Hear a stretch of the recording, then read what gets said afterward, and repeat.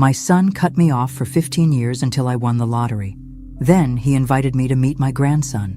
What I did next shocked him. I woke up alone on my 65th birthday, just like I had for the past 15 years. The small apartment in Portland felt emptier than usual as I shuffled to the kitchen and prepared my morning coffee.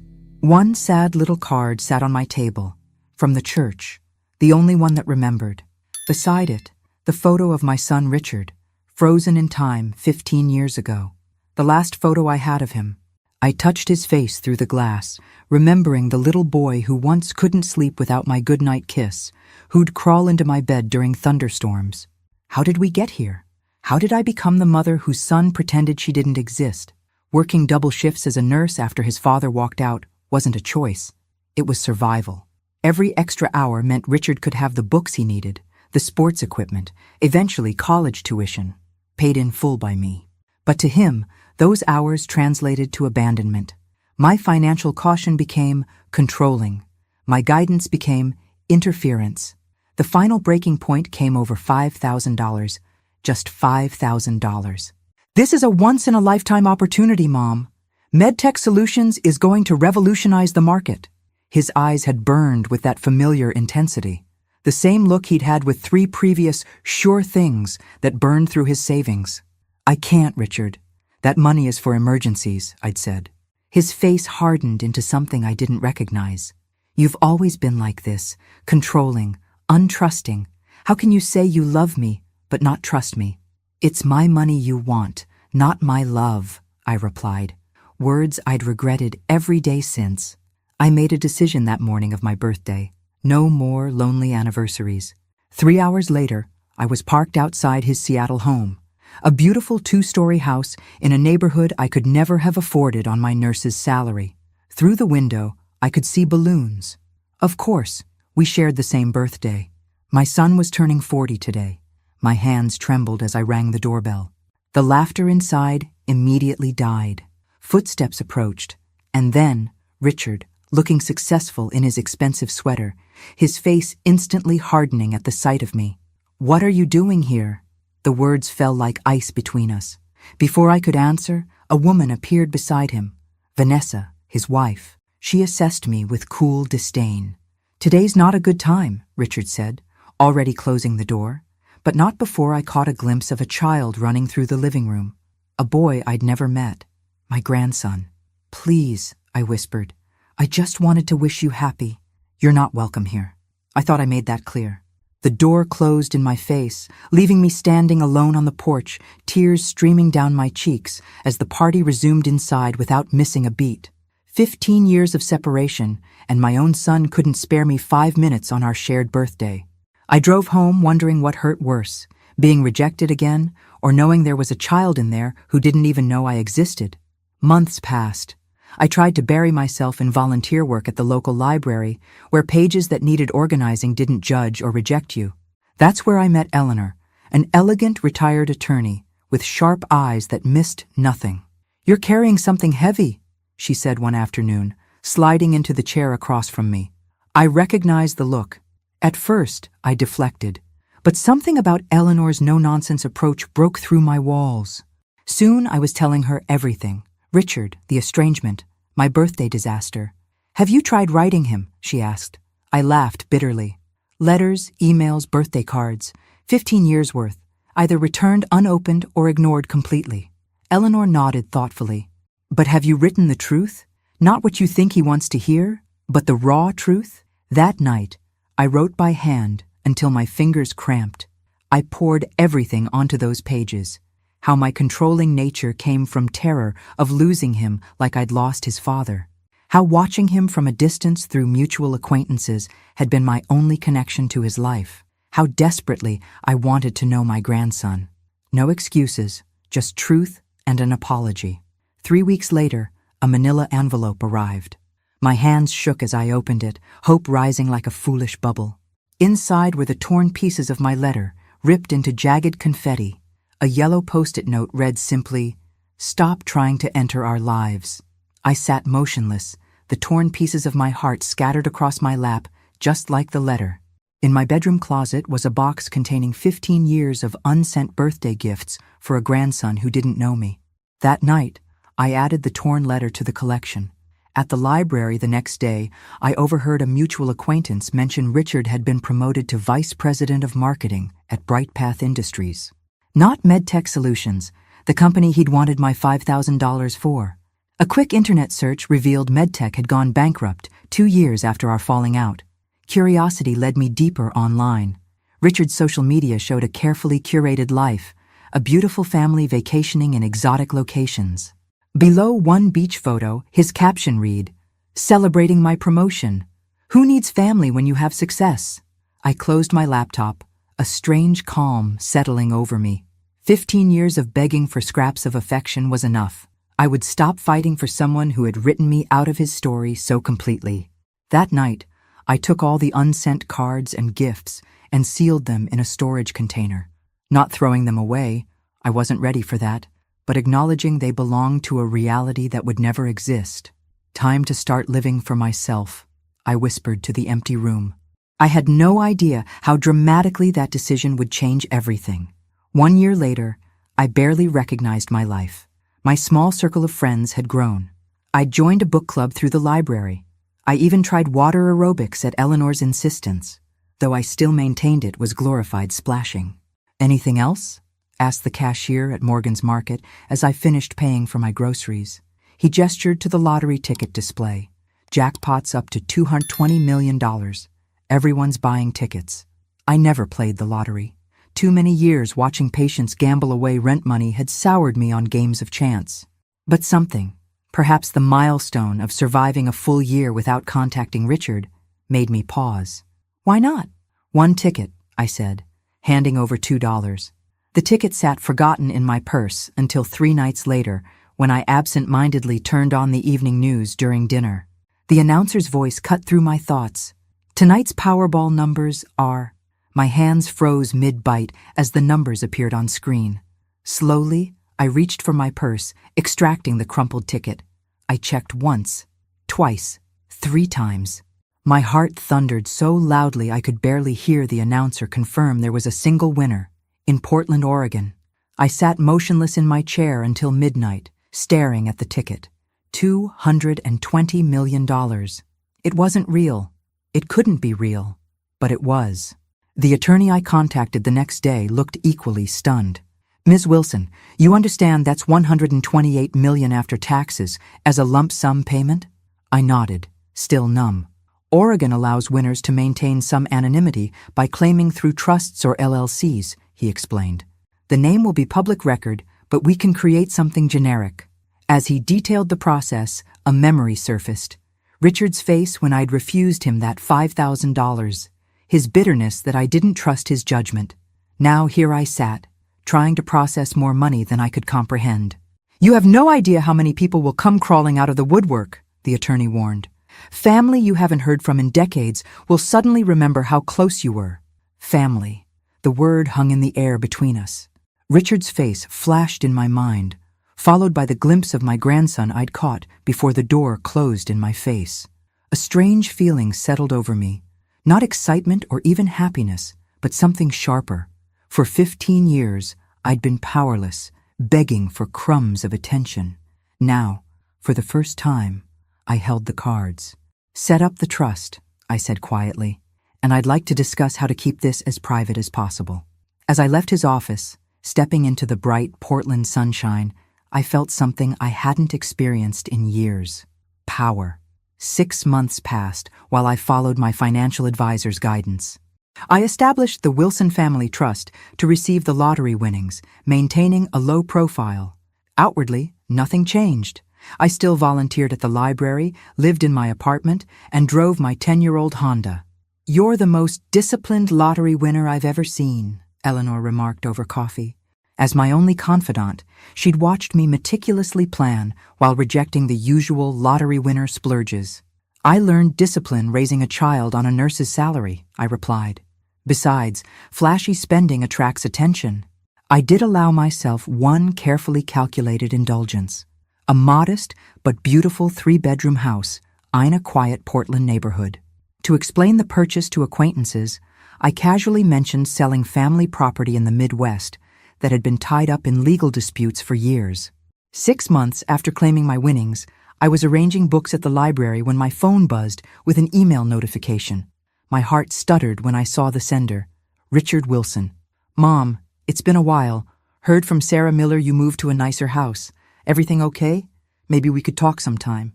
15 years of silence, and now this casual message, as if we'd spoken last week. I leaned against the bookshelf, hands shaking. That evening, I researched Bright Path Industries and discovered they were embroiled in a marketing ethics scandal. Several executives were under internal investigation. Richard's name appeared in multiple articles. The timing was too perfect to be coincidence. Richard's sudden interest after 15 years, just as his professional life was imploding, and just after hearing I might have come into some money, I crafted a careful response. "Richard, it's nice to hear from you. Nice to..." "Yes, I sold some family property and upgraded to a safer neighborhood. How are you and your family doing?" His reply came within minutes, warmer, longer, mentioning his challenging work situation and introducing my grandson.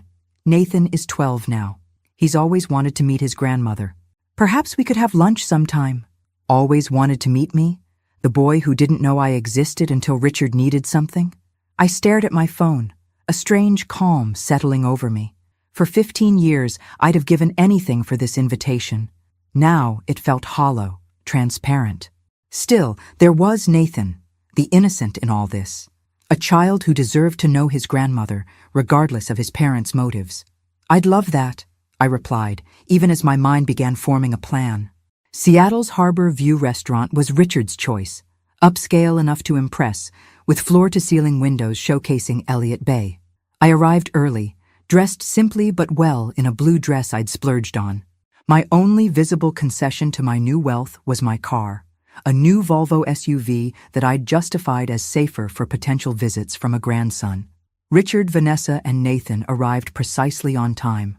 Richard looked thinner than I remembered, tension lining his handsome face. Vanessa was polished to perfection in designer clothes that couldn't quite hide her calculating gaze. And Nathan, my heart squeezed at the sight of him, tall for 12, with Richard's eyes and a cautious expression that broke my heart. "Nathan," I said softly, resisting the urge to hug him. "I'm so happy to finally meet you." The boy glanced uncertainly at his father before extending his hand formally. "Nice to meet you too, Mrs. Wilson." "You can call me Grandma," I offered. "Or Margaret if that's more comfortable." Richard steered us to our table, immediately dominating the conversation with stories about Nathan's academic achievements and sports victories, all told as if he were presenting a resume rather than describing a child. Throughout lunch, Richard and Vanessa peppered me with questions about my windfall from the family property. "Must have been significant to afford that neighborhood," Vanessa commented, eyeing my simple jewelry as if assessing its value. I deflected, focusing instead on Nathan. "What subjects do you enjoy in school?" His eyes lit up. "Science and history. I'm doing a project on immigration patterns right now, actually. My teacher says..." "Nathan excels in everything," Richard interrupted. "Top of his class, like I was." I noticed how Nathan's shoulders slumped slightly at the interruption, how his enthusiasm dimmed. It reminded me painfully of Richard at that age, when his father would dismiss his accomplishments. When the check arrived, Richard patted his pockets theatrically. "Seems I left my wallet in my other jacket." I smiled placidly, noting the expensive watch still on his wrist, and covered the bill without comment. In the parking lot, Richard casually mentioned, "We're going through a rough patch. The company's reorganizing, and Nathan's private school tuition is due soon." I nodded noncommittally. "I'm just glad we're reconnecting." As Richard and Vanessa argued about something by their car, Nathan approached me hesitantly. "You don't seem sick," he said, voice low. "Sick?" He glanced nervously toward his parents. "Dad said you had a brain disease that made you confused and weak. That's why you never visited or called." My heart froze. Before I could respond, Richard called sharply for Nathan. The boy quickly grabbed my phone, typing something before running back to his parents. Driving home, I checked my phone. Nathan had added his contact information with a simple message. "Can we talk sometimes?" Tears blurred my vision, but they weren't from sadness anymore. They were from something much more dangerous. Rage. Richard increased contact in the weeks following our lunch, each message thinly veiling references to his financial difficulties. Meanwhile, I developed a careful relationship with Nathan through text messages, never contradicting Richard's lies directly, but sharing stories of my active volunteer work and travel with friends. "Did you really climb Mount Hood last year?" Nathan texted one evening. "Dad said your condition made it hard for you to even walk sometimes." "The view from the summit was breathtaking," I replied, attaching a photo of myself at Timberline Lodge. "I've always loved hiking." His response came quickly. Dad must have been confused then. One afternoon, Nathan mentioned his upcoming history presentation. "It's about immigration patterns, including how your parents came to America. I wish you could come, but it's on a Thursday next month." My pulse quickened. "I could drive up for it." "Really? I can put you on the visitor list. Each student gets 4 family slots." The day of the presentation, I arrived at Seattle Prep an hour early, heart pounding as I signed in at the front office. The receptionist smiled warmly. "You must be Nathan's grandmother. He's so excited you're here." In the hallway, I met Mr. Collins, Nathan's history teacher, who shook my hand enthusiastically. "Mrs. Wilson, Nathan's been telling us you might come. It's wonderful to finally meet you." "Finally?" I asked. "Well, yes. After all these years of hearing about your condition, it's remarkable to see you doing so well. Nathan did a whole project on neurodegenerative diseases last year based on your experience." The floor seemed to tilt beneath me. "My condition?" Mr. Collins looked suddenly uncomfortable. "The early onset dementia?" Richard explained at every parent-teacher conference how you couldn't travel or handle social situations. "Nathan even raised money for research." He trailed off, seeing my expression. "You didn't know?" I steadied myself against the wall. Richard hadn't just cut me out of their lives. He'd created an elaborate fiction portraying me as mentally incompetent. While I was sending cards and letters, begging to be included, he was telling everyone, including my own grandson, that I was too ill to function. The presentations began before I could process this revelation. I sat rigidly in the back row, watching Nathan speak confidently about his family history, facts I'd shared in my texts, woven skillfully into his narrative. When he spotted me, his face lit up briefly before returning to his presentation. Afterward, as families mingled in the hallway, I saw Richard and Vanessa enter, scanning the crowd. Richard's face drained of color when he spotted me talking with Mr. Collins. "What are you doing here?" he hissed, pulling me aside. "Nathan invited me," I replied calmly, though my heart raced. "Interesting thing, Mr. Collins mentioned my condition. The dementia you've been describing to everyone for years." Richard's eyes darted around the room. "This isn't the place." "No," I agreed, my voice steady despite the trembling in my hands. "It isn't, but we will discuss it, Richard. Soon." As I walked away, Nathan caught up to me, beaming. "You came!" I hugged him, our first embrace. Over his shoulder, I caught Richard's gaze, cold and calculating. The lines had been drawn, and for the first time in 15 years, I wasn't the one at a disadvantage. "He told everyone I had dementia?" Eleanor nearly spilled her tea when I related the school revelation. That's monstrous, Margaret." I nodded, the shock having given way to a simmering fury I barely recognized in myself. While I was sending cards and gifts, he was telling Nathan I was too sick to even know who he was. Eleanor set down her cup with the precision of someone containing rage. "What's your next move?" "I don't know," I admitted. "Part of me wants to expose him, to tell Nathan everything, but that would only hurt the boy. And the other part?" I met her gaze steadily. "Wants to understand how deep this goes." The next day, Eleanor connected me with Martin Reeves, a discreet private investigator whose services she'd used during her legal career. "Just information gathering," she assured me. "Nothing illegal." Martin's findings exceeded my darkest suspicions. Richard was drowning in debt, a mortgage underwater, credit cards maxed out, high-interest loans. The BrightPath scandal involved marketing campaigns that exaggerated benefits and downplayed side effects of certain medications, with Richard's signature on the approvals.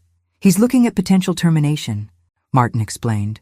"The company's conducting internal investigations before the FDA gets involved." Most disturbing was what Martin found in Nathan's school records. Richard and Vanessa had applied for his transfer to an international school in Vancouver, Canada.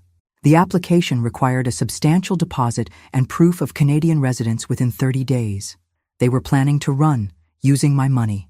Richard's pressure intensified, his hints growing less subtle. Nathan's school is increasing tuition, he mentioned during one call. And with the housing market what it is, we might need to downsize drastically. During a video chat ostensibly for Nathan to show me his science project, Vanessa accidentally left investment brochures visible in the background, featuring property developments in Vancouver. I maintained my facade of oblivious sympathy while setting my trap. I mentioned my planned visit to a financial advisor, adjusting my will to include Nathan, and arranged for Vanessa to accidentally glimpse substantial bank statements in my purse during a brief coffee meeting, showing only a fraction of my wealth, but enough to hook them completely. "This is wrong," I whispered to Eleanor after describing my manipulations. "I'm becoming as calculating as they are." She squeezed my hand. "The difference is your endgame. They want to use you and disappear. You want to protect Nathan and possibly rebuild something real."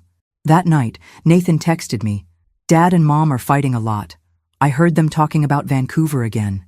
Dad says you're the solution to everything if he can just close the deal soon." What does that mean? I stared at my phone, heartbreaking for this child caught in his parents' schemes. Whatever happened next, Nathan deserved better. "I'm not sure, sweetheart," I replied, "but don't worry. I promise I'll always be here for you, no matter what." It wasn't a promise I would break, not like the ones Richard had been making all these years. "I appreciate you making time for dinner, just the two of us," Richard said, his smile not quite reaching his eyes. He'd chosen another expensive Seattle restaurant, far beyond what his financial situation should allow. "Of course," I replied, studying my son across the table. In the soft lighting, I could still glimpse the boy I'd raised, a flicker beneath the mask of the desperate man he'd become. Richard launched into an obviously rehearsed speech about family reconciliation, carefully crafted to pull at my heartstrings. "I've been too proud," he admitted with practiced humility, "holding on to old grievances when we should be coming together as a family." I nodded encouragingly, noticing how his eyes flicked to my purse beside the table. "Nathan adores you," he continued. "He talks about you constantly. Having his grandmother in his life has been so meaningful." "I treasure our relationship," I said truthfully. "He's a remarkable boy." Richard leaned forward, voice dropping. "Mom, I've been meaning to discuss something important. An opportunity that could solve several problems at once." Here it comes, I thought. "I'm starting a new venture, a consulting firm focused on pharmaceutical marketing compliance. The irony, right?" He laughed without humor. "With my insider knowledge of what not to do, I could help companies navigate regulations ethically." I maintained an interested expression as he outlined his business plan, noting how the projected startup costs conveniently matched his current debt load. "I'm offering you a chance to invest in something meaningful," he concluded. "Not just a business with excellent return potential, but in our family's future. If you help with this startup and maybe assist with our current cash flow challenges, I promise you'll be a permanent part of Nathan's life." My son was literally selling access to my grandson. "You're not asking for charity," I repeated his words back to him. "You're offering a partnership, in business and family." He nodded eagerly. "Exactly. And we'd be nearby. Well, relatively nearby." "Oh?" "Vancouver has an emerging biotech sector. Nathan's already on the wait list for Cambridge International Academy there. It's very exclusive, only accepts 50 students per grade.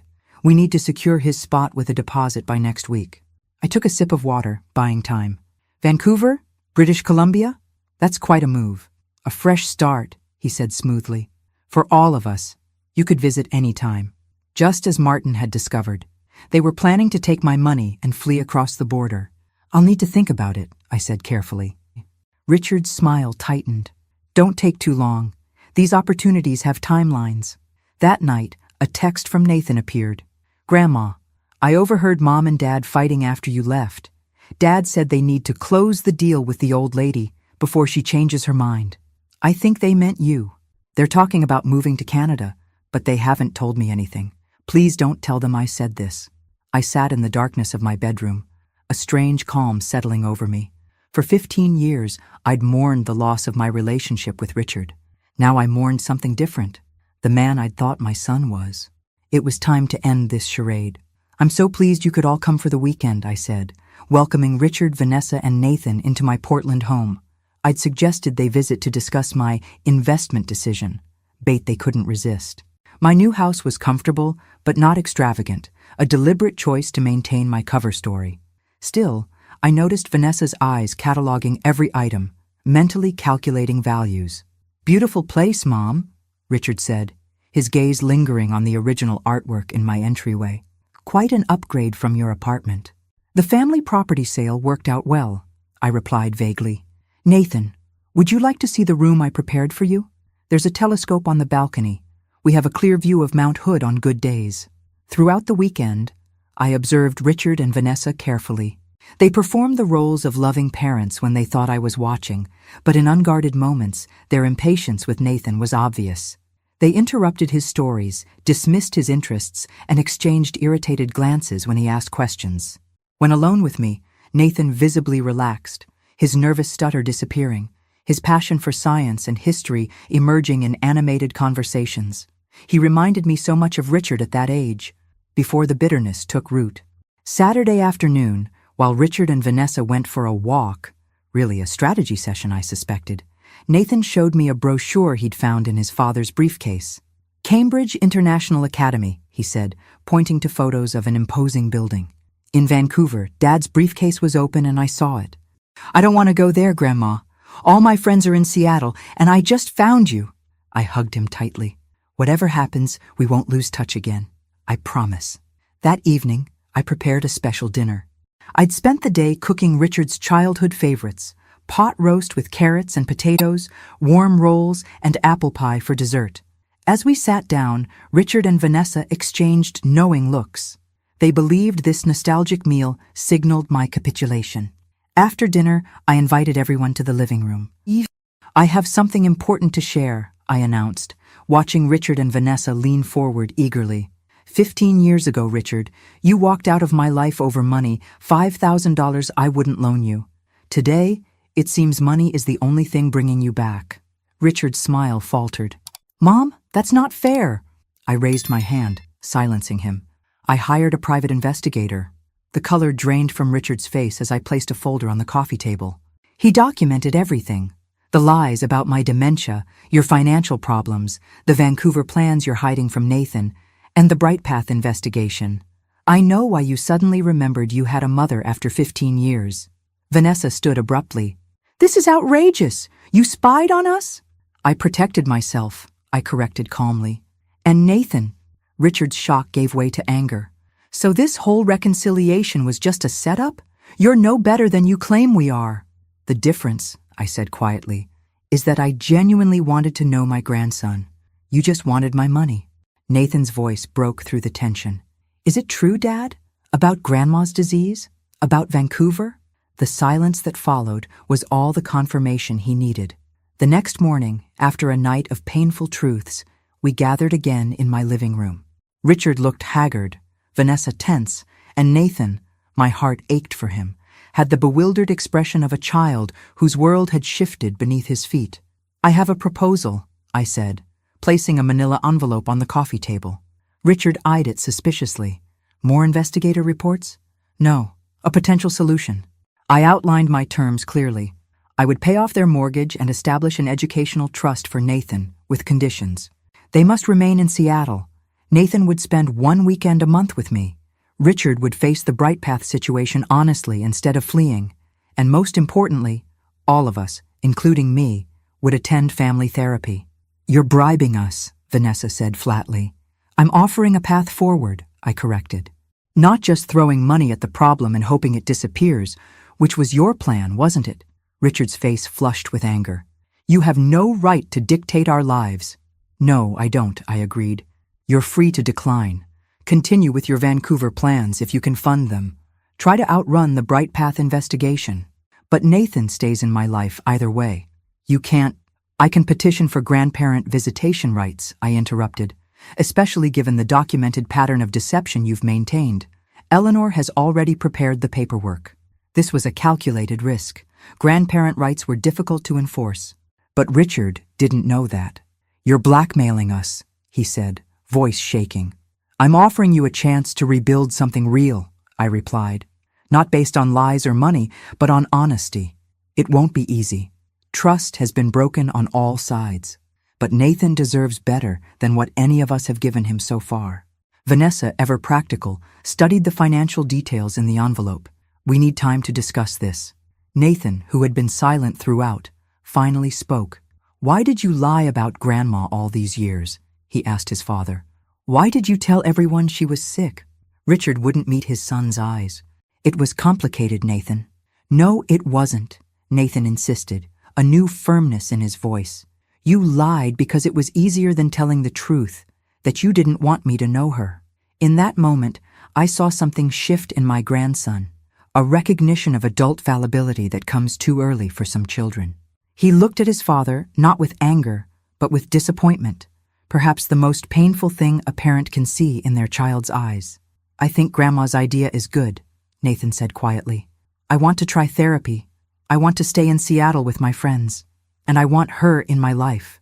Richard looked at his son as if seeing him for the first time, not as an extension of himself or a piece in his life's chess game, but as a separate person with thoughts and feelings of his own. "Nathan," he began, but seemed unable to continue. Vanessa reached for the papers, her practical nature asserting itself. "We'll review these terms," she said tightly. As they prepared to leave that afternoon, Nathan hugged me fiercely. "I'll see you in 2 weeks," he whispered, "no matter what they decide." It wasn't a question but a statement, the first declaration of independence from a boy becoming his own person. And in that moment, despite everything, I felt a flicker of hope. 18 months later, I adjust the birthday streamers in Richard's Seattle backyard. Today we're celebrating 3 things: my 67th birthday, Richard's 42nd, and Nathan's middle school graduation. The gathering is small, just family, Eleanor, who drove up with me, and a few of Nathan's friends. The journey to this day wasn't smooth. Richard initially accepted my conditions more from necessity than choice. He cooperated with BrightPath's investigation, accepting a significant demotion rather than termination. Vanessa briefly considered divorce, but eventually recognized her own role in their problems, her status-seeking and willingness to overlook questionable choices to maintain their lifestyle.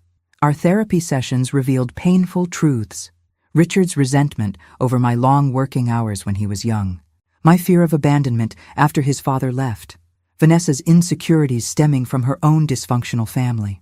We uncovered layers of hurt that had been festering for decades. The first 6 months were the hardest. Richard would shut down emotionally during sessions. Vanessa alternated between cooperation and passive aggression. I confronted my own guilt about controlling Richard too tightly in his youth. Nathan, caught in the middle, gradually found his voice, forcing us adults to see how our actions affected him. Nathan's monthly visits to Portland became sacred time, initially accompanied by either Richard or Vanessa, later on his own once he turned 14. These visits provided respite from the tension that often lingered at home and created space for honest conversations away from the pressure of daily life. Slowly, almost imperceptibly, things began to change. Richard, faced with the consequences of his choices and seeing how Nathan flourished with me in his life, started lowering his defenses. During one particularly difficult session, he finally admitted the truth behind his elaborate lie about my condition. "It was easier to say you were sick than to admit I cut you out because of pride. And then I was trapped in the lie for years." Now, watching Nathan show Richard his science fair project on the patio, something unimaginable a year ago, I feel Vanessa approach with 2 glasses of lemonade. "He still struggles to say it," she says, nodding toward Richard. "But things are changing. He talked about you yesterday, good memories he'd forgotten." "Families are complicated," I reply. "None of us gets it right all the time." Later, after everyone leaves, Nathan gives me his gift, a photo album he's created throughout the year, mixing old pictures of Richard and me with new ones of all of us together. On the last page is a recent photo of the 4 of us, with a simple caption, "Family, imperfect, but ours." I realized then that my true victory wasn't the lottery, which remains a secret I never fully revealed, though Richard and Vanessa occasionally speculate about the true source of my funds. My victory was rediscovering that family isn't built on perfection, but persistence. Not with money, but with time. Not with revenge, but with the courage to face difficult truths and begin again, even when it seems impossible. That night in my hotel room, I finally opened the box where I'd kept the torn pieces of my letter and the gifts never delivered. I select a few items to preserve as mementos of the journey, not as symbols of bitterness, but as markers of a difficult path that finally led somewhere better. The past can't be erased, but the future is still being written, one day at a time. Thanks for listening. Don't forget to subscribe and feel free to share your story in the comments. Your voice matters.